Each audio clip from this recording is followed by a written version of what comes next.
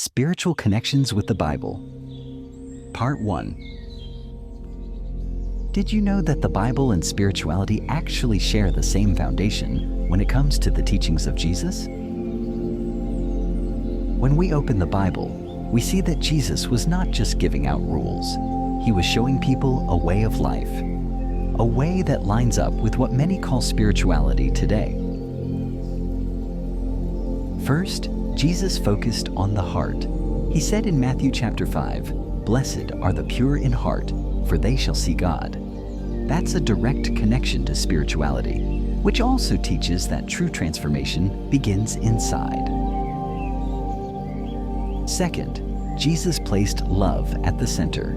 He said, "Love the Lord your God with all your heart, soul, and mind, and love your neighbor as yourself." Love for God and love for one another, that's the same core teaching found in many spiritual paths. Third, Jesus spoke of a direct connection with God.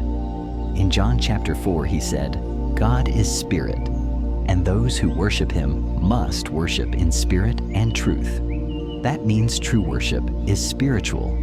It comes from within, not from empty rituals. Fourth, Jesus warned us not to chase after material things. He said, "Do not store up treasures on earth, but store up treasures in heaven." Spirituality also teaches detachment from the material and focusing on eternal values. And finally, Jesus gave us universal principles: forgiveness, mercy, humility, peace, and living with a pure heart. These aren't just religious rules. They are spiritual truths that apply to every person in every generation.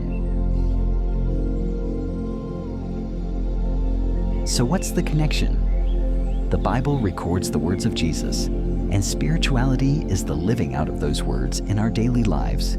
Together, they call us to inner transformation, love, forgiveness, and unity with God.